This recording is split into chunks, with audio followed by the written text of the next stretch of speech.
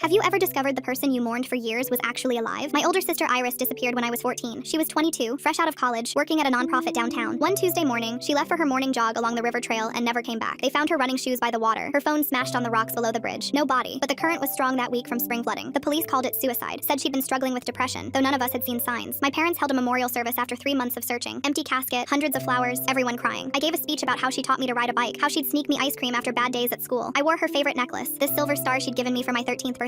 For 6 years, I carried that grief like a stone in my chest. I'd dream about her walking through the front door, saying it was all a mistake. I'd see women with her dark curly hair at coffee shops and my heart would stop. Every birthday, every Christmas, every anniversary of her disappearance, I'd visit the spot by the river where they found her shoes. I'd leave yellow roses, her favorite, and tell her about my life. I went to therapy, joined a support group for families of suicide victims, got a tattoo of her initials on my wrist when I turned 18. My parents divorced 2 years after she died. Dad couldn't handle mom's drinking. Mom couldn't handle dad's silence. We all fell apart in our own ways, held together only by shared grief. Last month, I was in Portland for a work conference. I'd never been to Oregon before, but my company was paying, so I figured why not. After the last session on Friday, I decided to explore the city. Walked through this artsy district with vintage shops and food trucks. That's when I saw her. Not someone who looked like her. Her, Iris, standing behind the counter of a small bakery, laughing with a customer. Her hair shorter, but the same curls, the same crooked smile, the same way of tucking hair behind her ear when she was thinking. I stood frozen on the sidewalk, staring through the window. She looked up, our eyes met, and I watched the color drain from her face. She mouthed something to her coworker and rushed to the back. I ran inside, pushed past customers, followed her through the kitchen despite someone yelling at me to stop. I found her in the alley, trying to unlock a bicycle with shaking hands. Iris, I said, and she stopped moving. You can't be here, Melody, she whispered, not turning around. You can't. We buried you, I said, my voice breaking. We had a funeral. Mom drinks herself to sleep every night. Dad moved to Florida because he couldn't stand living in the same town where you died. I've been in therapy for 6 years. 6 years, Iris. She finally turned around, tears streaming down her face. I'm sorry. I'm so sorry. Sorry? You're sorry? You let us think you were dead. She told me everything, speaking fast like she was afraid I'd disappear. She'd been seeing a married professor at college. When she tried to end it, he threatened to destroy her career, said he had photos, videos. The morning she disappeared, he'd shown up at our house while everyone was gone, said if she didn't leave with him immediately, he'd release everything online, ruin her reputation and our family's name. She panicked, went with him. He drove me to the bridge, she said, made me throw my shoes and phone over, said if I ever contacted anyone, if I ever tried to leave, he'd hurt you. He'd hurt Mom and Dad. He showed me pictures of you walking to school, Mel. He knew your schedule, your friends, everything. She lived with him for 2 years in a cabin 3 states away. When he finally died in a car accident, she was too ashamed to come home. How could I face you all after what I'd put you through? It was easier to stay dead. Easier? I screamed. Easier for who? I called my parents right there in that alley. Mom sobbed so hard she couldn't speak. Dad kept saying, that's impossible, over and over. Within 3 hours, they were both on flights to Portland. The reunion was messy. Mom slapped Iris, then held her so tight I thought she'd never let go. Dad just stood there crying silently, touching her face like he needed proof she was real. We sat in Iris's tiny apartment until sunrise, cycling through anger, relief, grief for the years we'd lost. Iris came home 2 weeks later. The town that had mourned her didn't know how to welcome her back. Some people called her selfish, said she should have found a way to call. Others understood, had their own stories of abuse and fear. We're all in family therapy now, trying to navigate this strange resurrection. I still wake up sometimes thinking it was a dream, that she's still gone, but then I'll get a text from her, something stupid about a TV show. And remember, my sister is alive. Damaged, different, but alive. We're all learning how to be a family again, how to forgive, how to mourn the 6 years we lost while celebrating the lifetime we get back.